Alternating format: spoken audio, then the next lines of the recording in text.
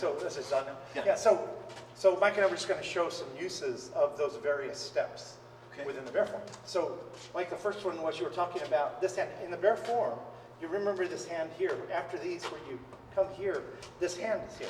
Gordon referred to it as a flower hand, but the claws would come together here. Well, what could you do with that? And Mike and I were just talking about it. So if you were here, you could hook this down, even though, see, it's here. In here, you've got your strike here, through.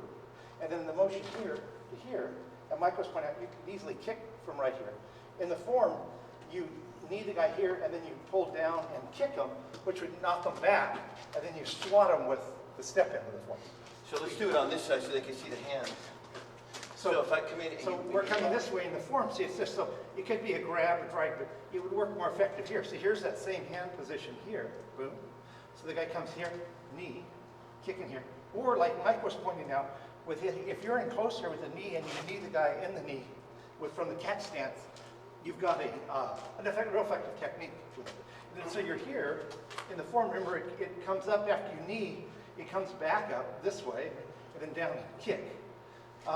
We were talking about what you thought about that, like with from this motion here, like in here. Yeah, that could also be off of a punch, where if I throw a punch and he wants to catch my hand at the same time. And then back this way, or the kick It would be that motion, and from here, you come over, whatever technique you want to follow through. After that, it's up to you. But a lot of times when you do this, is to catch the hand. If a guy's throwing a punch to your stomach, you can catch it. Here. Yeah. Boom, yeah. And this actually, when Gordon used to talk about this technique, that's exactly what he demoed when he did that. We were talking about the stepping because motions. when you do this, you're actually trying to stop the man's motion from coming in with a block with your foot, with the knee. Yeah. It's if a man is if he's in a side horse position and he tries throwing a side kick, well, you want to nullify that by here or by stepping on the foot and working an outer angle. So then we're looking at the form from here in the form. You step forward with this hit here. So you step in and you're hitting in this way. There's a little back motion in here. I want to just point out you could hit here, down this way. Low first, yeah. Low through here, and come back high. And then you hit me high, stepping in. Or we go through here, and then we step in here, Yeah. With the motion here, like this. So we got this motion here. At the same time, this one goes through here. Remember, it comes down this way as I go to here. Well, if he's here and I go here, I can take this here and hit here. Now as he's here, what he does is with this hand is this comes down, he moves my arm out of that way, so that other hand is free to swap me, to continue the motion. Just step in with it. Yeah, because as you're going here, 1, 2, because this hand as it's coming down has to do something. So as it's coming down, it's moving that arm to be able to follow through with another swap. So that's off those pieces. Remember now you step in here, down here, step in here, Yes. and down here. Then you get the vertical motions here. So once again, that could be catching the arm, bringing my arm down so that comes over the top. So we got here. And then that comes back up to the chin. So you're doing a head, crown strike to a chin strike. Crown strike to a chin strike.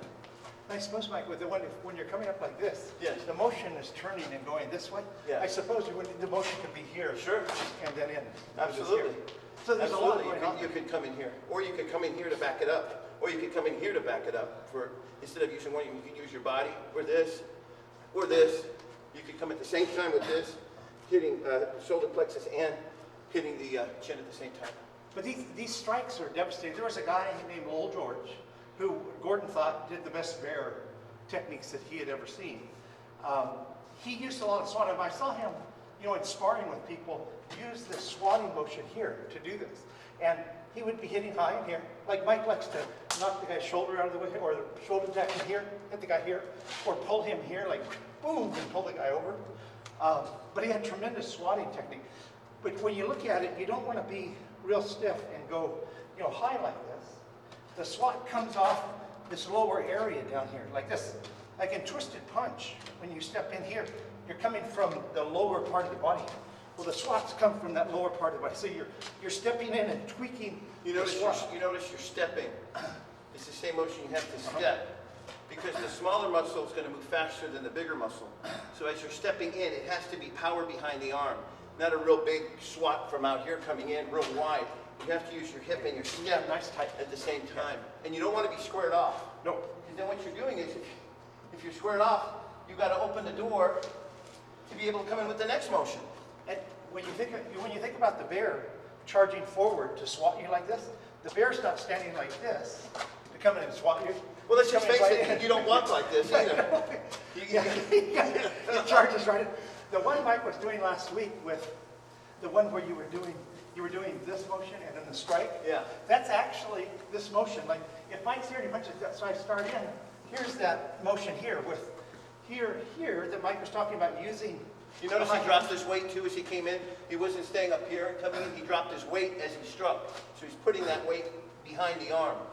It's this motion. Yeah. Coming in. So when Mike last week was showing like the crescent position and how you could parry that and hit it, what you were showing coming from the high hammer position. So those are actually attack motions. When you practice high hammer here, you got to get your positions, or not high hammer, your high riding horse. You've got to have your hands in the right position. So Mike was showing here, like we had a left, right? So, Yeah. So here's the one, and here's the other motion, right? So that's the bear. The bear's there. Whew, Yeah. through here, right? Now, if he steps through me, if he just brings that leg through my leg, in other words, he steps in through here, my leg, yeah. just Through step, here. just step Yeah. through me.